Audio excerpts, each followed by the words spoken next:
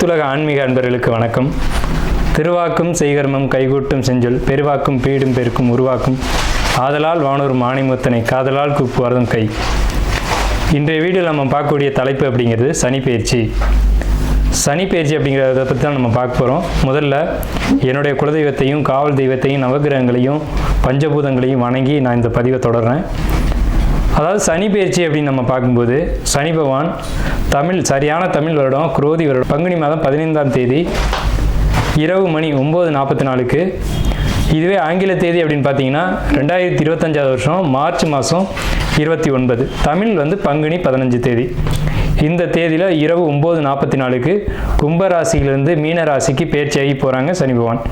அதாவது இது வரைக்கும் தன்னுடைய சொந்த வீடான கும்ப வீட்டில் மூலத்திரிகோண வீட்டில் இருந்து மீன வீட்டுக்கு பிரவேசிக்கிறது அப்படிங்கிறத பற்றியும் இதனால் ஏற்படக்கூடிய பலன்களை பற்றியும் தான் நம்ம பார்க்குறோம்.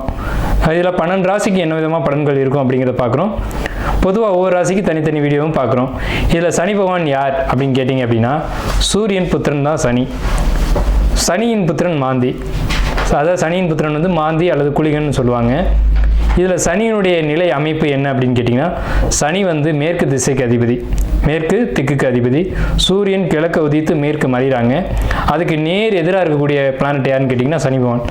அதாவது 12 ராசிகளில் காலபுருஷனுக்கு 7ஆம் வீடுன்னு சொல்லக்கூடிய துலாம் வீட்டில் உச்சமடையக்கூடியவரும் மேஷத்தில் நீச்சமடையக்கூடியவருமான இந்த சனி பகவான் இருள் கிரகம் என்றும் நீதி கிரகம் என்றும் நீதி பாரபட்சமற்ற நீதிவான் அப்படின்னு நம்ம பார்க்குறோம். அதாவது ஒரு நீதிபதி என்ன பண்ணுறாங்க அப்படின்னா தவறுகளை விசாரித்து மரண தண்டனையாக இருக்கலாம், ஆயுள் தண்டனையாக இருக்கலாம், தங்களுடைய உணர்வுகளுக்கு அப்பாற்பட்டு நீதி வழங்குறாங்க. அந்த ஒரு தன்மையில் தான் சனி பகவான் அப்படின்ற ஒரு கிரகம் அமைப்பு அப்படிங்கிறது இருக்குது. அவருக்கு ஈவு இரக்கம் அப்படிங்கிறதுலாம் கிடையாது அப்படின்ற அச்சம் மக்களிடையே நிறைய இருக்குது. அப்படிலாம் கிடையாது. ஒரு தனிப்பட்ட ஒரு நபருடைய ஜாதகத்தில் ஏற்பட்டிருக்கக்கூடிய கர்ம வினைகள் என்ன அப்படின்னு பார்த்துட்டு அதுக்கான சரியான பலாபலன்கள் என்ன அப்படிங்கிறத கொடுக்கறதுல சனி பகவான் சரியான ஒரு நிலையில் இருக்கிறாரு அப்படிங்கிறதுனால தான் நம்ம அவரை நீதிமான் அப்படின்னு சொல்கிறோம். அவருக்கு வச்சிருக்க பேர் ஒரு சரியான பேர் தான். இவர் மேஷத்தில் நீச்சமடைகிறார் அப்படிங்கிறதுனால மேசராசிக்காரங்களை பாதிக்க மாட்டார் அப்படின்ற ஒரு கருத்தும் இருக்குது. இந்த 12 ராசிகளில் முதலாவது ராசியில் தான் சனி பகவான் நீச்சமடைகிறாரு. சனி பகவான் பொறுத்த வரைக்கும் மேற்கு திக்கில் தான் பலம் அதிகம். அதாவது மேற்கு திக்கு அப்படின்னு பார்க்கும்போது மிதுனம், துலாம், கும்பம் மேற்கு திசை. இதில் கும்பராசியில் திக்பலம் அடைகிறாங்க. ஒரு ஜாதகத்தில் 7ஆம் வீட்டில் சனி பகவான் நிற்கும்போது அந்த சனி பகவானுக்கு 7ஆம் வீடு மேற்கு வீடு அப்படின்னு பேர். அங்கே திக்பலம் அப்படின்ற ஒரு அமைப்பில் பலம் அடைகிறாங்க சனி பகவான். இப்படிப்பட்ட சனி பகவான் மக்களிடையே ஒரு தவறான கருத்து இருக்குது. சனி ஒரு இருள் கிரகம், சனி பகவான் ஒரு துன்பங்களை மட்டும் தரக்கூடிய ஒரு கிரகம். 2.5 ஆண்டு, அதாவது மொத்தம் 7.5 ஆண்டுகள் அவருக்கு துன்பம் கொடுக்கறதுக்கு மட்டுமே அதிகாரம் கொடுத்து வச்சிருக்காங்க அப்படின்ற மாதிரிலாம் இருக்காங்க. அந்த மாதிரிலாம் கிடையாது. நவ கிரகங்கள் அப்படின்னு எடுத்துக்கிட்டாலுமே ஒவ்வொரு கிரகமும் ஒவ்வொரு பணிகளை செய்வாங்க.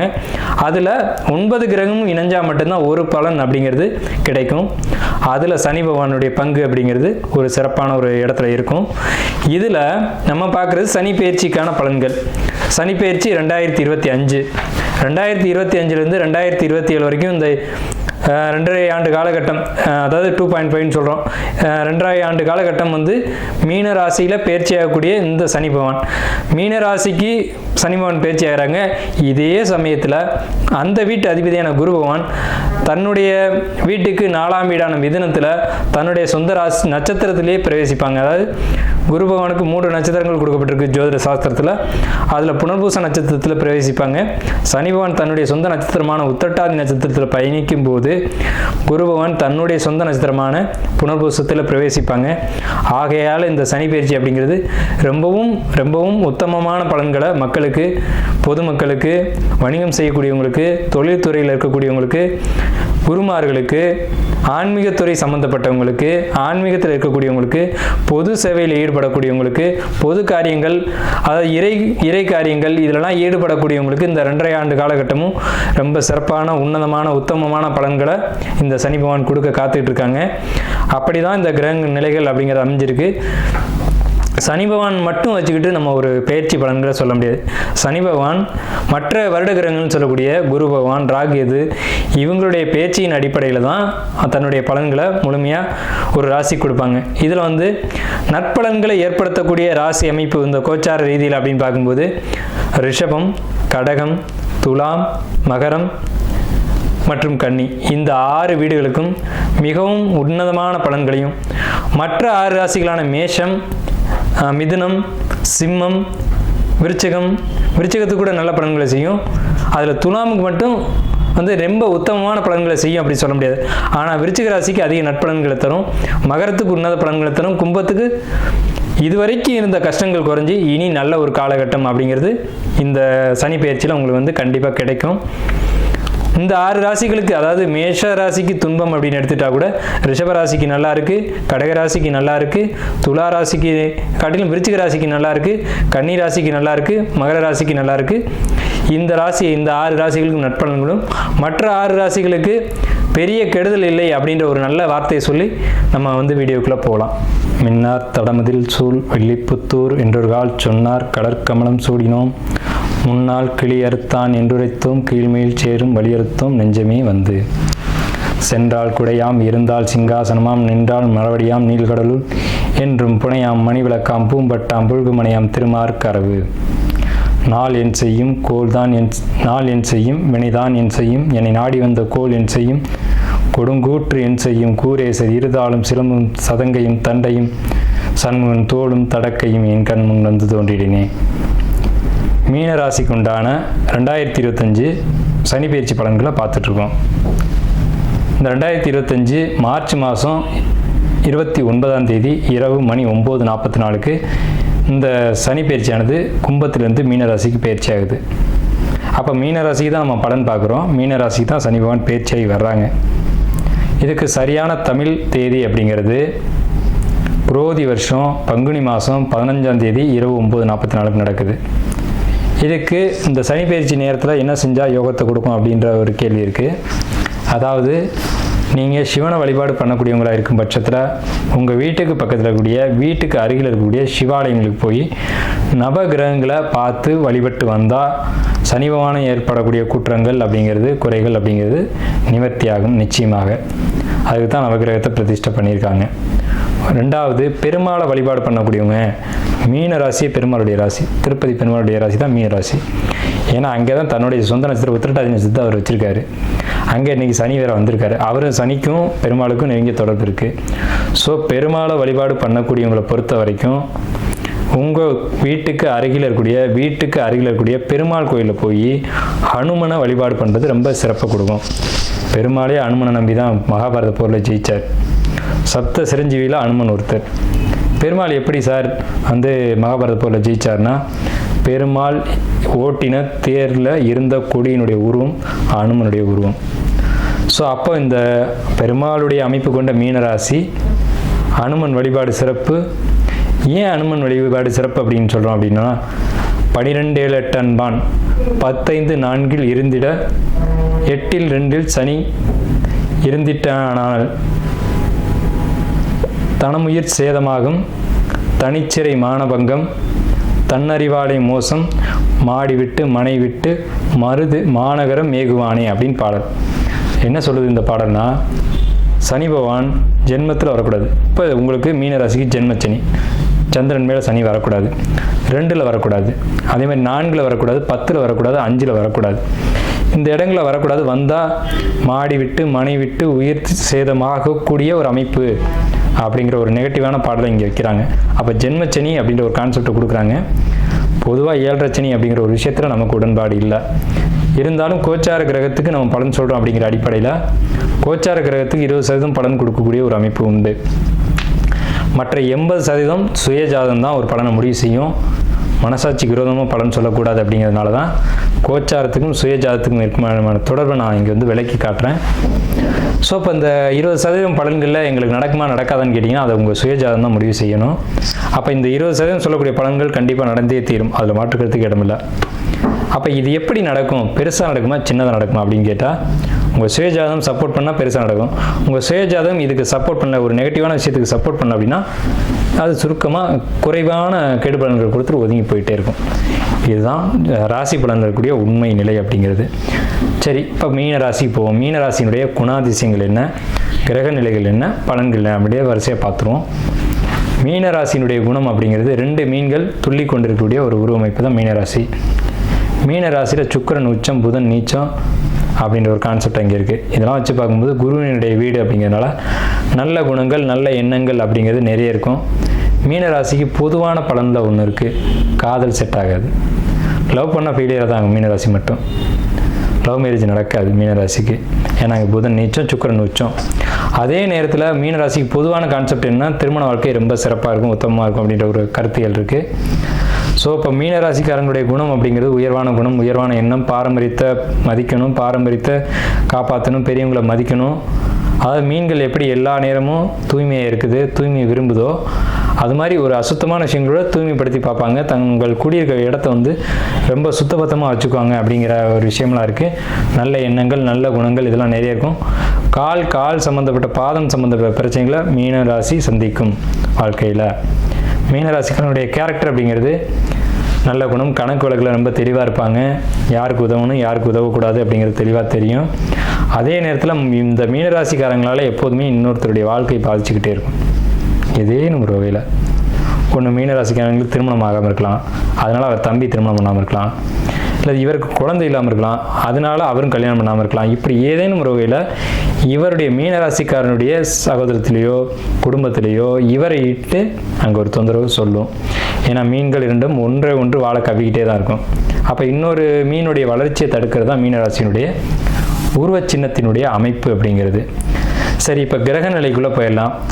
ஜென்மத்தில் சனி, அதான் ஜென்மம் 12 7 8 10 4 2 ஏறிட்டான் சனியே 8 2 தனமும் உயிர் சேதமாகும் அப்படின்ற பாடல். அப்போ ஜென்ம சனி அப்படிங்கிற கான்செப்ட் வருது. ஜென்மத்தில் சனி அப்படின்னா சந்திரன் மேலே சனி அப்படின்னு அர்த்தம். சந்திரன் ஒளி கிரகம், சனி இருள் கிரகம். சந்திரன் ஒளி கிரகம், சனி இருள் கிரகம். அப்போ ஒளியின் மேலே ஒரு இருள் சூழ்ந்தாச்சு. அப்போ இப்போ மனக்குழப்பம், மன சஞ்சலம், மன போராட்டம், எதை எடுத்தாலும் தப்பாக செய்யக்கூடியது, தவறான ஆலோசனைகள், அதை கேட்க வேண்டியது, நல்ல ஐடியா கொடுக்கக்கூடிய நண்பர்களை விலக்கிட்டு ஒதுங்கிட்டு போக வேண்டியது, தப்பான ஐடியா கொடுக்கக்கூடிய நண்பர்கள் கூட சேர்ந்துக்கிட்டு சகவாசம் வச்சுக்கிட்டு அவங்க சொல்கிறத செய்ய வேண்டியது, அதனால் பாதிப்புகளை சந்திக்க வேண்டியது அப்படிங்கிற ஒரு அமைப்பு தான் சந்திரன் சனி சேர்க்கை சொல்லுது. சரிங்களா? இந்த சனி பயிற்சி நம்ம டேட்டு சொல்லிட்டோம். குரு பகவான் உங்களுக்கு 3ஆம் இடத்துலேருந்து 4ஆம் இடத்துக்கு பயிற்சி ஆகிறாங்க. எப்போ அப்படின்னு கேட்டிங்கன்னா மே 18ஆம் தேதி அன்றைக்கி பேச்சு ஆகிறாங்க. ராகு கேதுக்கள் மே 14ஆம் தேதி அன்றைக்கி பேச்சு ஆகிறாங்க. உங்கள் ராசிக்கு 6ஆம் இடத்தில் கேது, 12ஆம் இடத்தில் ராகு. இது பேச்சு. உங்கள் ராசி மேலே தான் இப்போ ராகு இருக்காங்க. ராகு பேராசை போக கிரகம். அவர் தன் ராசியை விட்டு விலகி தன் 12ஆம் வீட்டுக்கு போகிறாரு, மறைவு ஸ்தானத்துக்கு போகிறாங்க. இதனால என்ன அப்படின்னு கேட்டிங்கன்னா அந்த பாதிப்புகள் உண்டா அப்படின்னா, ராகு 12ஆம் வீட்டுக்கு போனால் 12ஆம் வீட்டை தொந்தரவு செய்வார்ன்றதான் உண்மை. ஆனால் அங்கே குருவினுடைய ஒளி விழுகுது. குருவினுடைய 9ஆம் பார்வை உங்கள் ராசிக்கு 12ஆம் வீட்டை பார்க்குது. அதனால் எந்த ஒரு பாதிப்பும் இல்லை. உங்கள் ராசிக்கு 10ஆம் இடத்தை சனி பார்த்து 10ஆம் இடத்தை குரு பார்க்குது. அதனால் தொழில் முயற்சிகள் ஏதேனும் நீங்கள் முயற்சி பண்ணிக்கிட்டு இருக்கீங்க, பண்ணினால் சிறப்பாக இருக்காது. முயற்சிகள் இப்போது உங்கள் சுயஜாதம் ஒரு வேளை சப்போர்ட் பண்ணால் மட்டும் அது செய்யுங்க. வெளிநாடு போகக்கூடிய வெளிநாட்டு பயணத்துக்கு முயற்சி செய்வீங்க, அது உங்கள் ஜாதகம் சப்போர்ட் பண்ணால் மட்டும் செய்யுங்க. ஏன்னா வெளிநாடு போய் வம்பு வழக்கில் சிக்கணும், தொழில் பண்ணி வம்பு வழக்கில் சிக்கணுன்ற நேரமும் உங்களுக்கு கூட உண்டு. 12ஆம் இடம் சிறைவாசம், 12ஆம் இடம் தொழில் நஷ்டம். இந்த 2 கான்செப்டும் உள்ள இருக்குது. 12ஆம் வீட்டு ராகு அது செய்யும். ஆனால் குரு பார்க்குறதுனால அது தடுக்கிறதுக்கான ஒரு வாய்ப்பு உண்டு. அது ஜோதிடர் கையில் இருக்குது. உங்கள் ஜாதகத்தை ஜோதிடத்தை கொடுத்து கேட்டு அதுக்கான வழிமுறைகளை பின்பற்றி நீங்கள் அதை செய்யலாம், தவறில்லை. அதே நேரத்தில் உங்கள் ராசிநாதன் எங்கே இருக்கார்? மே 14ஆம் தேதிக்கு மேலே உங்கள் ராசிக்கு கேந்திரம் ஏறார். மிக மிக மிகப்பெரிய விசேஷம்.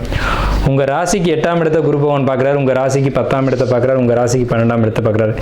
8, 10, 12 இடங்களை குரு பகவான் பார்ப்பது அப்படிங்கிறது மிகப்பெரிய உத்தமமான விஷயம். என்னன்னு கேட்டிங்கன்னா, திடீர் தனவரவு, உயில் சொத்து, டாக்குமெண்ட்டு, தான செட்டில்மெண்ட்டு, எதிர்பாராத தனவரவுகள் வருவதற்கான காலகட்டம் எதுன்னு கேட்டிங்கன்னா இந்த காலகட்டம் தான். அதே மாதிரி 10ஆம் இடத்தை குரு பார்த்தா தொழில் முயற்சியை தூண்டி விடுவார். 10 சனி பார்த்தா இழுக்க இடத்தை விட்டு மாற்றுவார். அப்போ வீடா, இடமாற்றமா, தொழிலா அப்படிங்கிறத நீங்கள் முடிவு பண்ணிக்கோங்க. ஏதேனும் சுப விரய செலவுகளை செய்யணும். ஆனால் வெளிநாடு போகிறதோ தொழில் தொடங்குறதோ சுப விரயமாக இருந்தாலும் உங்கள் ஜாதகம் சப்போர்ட் பண்ணால் மட்டும் அதை செய்யுங்க அப்படிங்கிறதான் அடியனுடைய கருத்து. அடுத்து பார்த்திங்கன்னா படிப்பை பொறுத்த வரைக்கும் படிப்பு அவ்வளோ சிறப்பாக மீனராசிக்கு இல்லை. படிப்பில் தடை ஏற்படுத்தும். நீங்கள் படிக்கிற இடத்துலேருந்து இடத்த மாற்றும், வேறு இடத்துல போய் படிப்பீங்க அப்படின்ற ஒரு கணக்கு இருக்குது. அதாவது ஏதேனும் ஒரு வகையில் இடர்பாடுகள் ஏற்பட்டு உங்களாலேயோ அல்லது மற்றவங்களாலேயோ ஒரு சின்ன இடர்பாடுகள் படிக்கும் இடத்துல ஏற்பட்டு மீனராசிக்காரங்க படிப்புக்காகவோ அல்ல படிப்பில் ஏதோ ஒரு விதத்தில் தடையை சந்திக்கணும் அப்படிங்கிற அமைப்பு இருக்குது. இது சுயஜாதகம் தான் முடிவு பண்ணணும். ஆனால் படிப்பில் தடை ஏற்படும், இடமாற்றம் ஏற்படும், படிப்பில் இடமாற்றம் ஏற்படும். வெளிநாடு போய் படிக்கலாம் அப்படின்னு நினைக்கக்கூடியவங்களுக்கு சிறப்பான காலகட்டம் இல்லை. அதை ஒரு 2 வருஷம் தள்ளி வச்சுக்கலாம். சரிங்களா? ஏன்னா ஜென்மச்சனி அப்படிங்கிறது தலையின் மீது இருக்கக்கூடிய சனி அப்படின்னு அர்த்தம். ஸோ இது சிறைப்படுதல் அப்படின்ற கான்செப்டில் வருது. வெளிநாடு போனால் அங்கே ஏதேனும் பாஸ்போர்ட்டில் சிக்கல், விசாவில் சிக்கல் அப்படின்னு ஒரு பிரச்சனைகள் மாட்டக்கூடிய வாய்ப்புகள் உண்டு. ஆகையினால இதை ஜோதிடர் கையில் கொடுத்து முடிவு செய்யுங்க. தசா புத்தி அந்தரம் என்ன சொல்லுதுன்றதை பார்த்துக்கோங்க. படிப்பை பொறுத்த வரைக்கும் 4ஆம் இடத்து குரு 8ஆம் இடத்தை பார்க்குறாரு. உங்களுடைய 8ஆம் இடத்தை பார்க்கறதுனால ஆராய்ச்சி கல்வி படிக்கக்கூடிய மாணவர்களுக்கு ரொம்ப சிறப்பான காலகட்டம். ஆராய்ச்சி படிப்புகளுக்கு சப்போர்ட் பண்ணும்.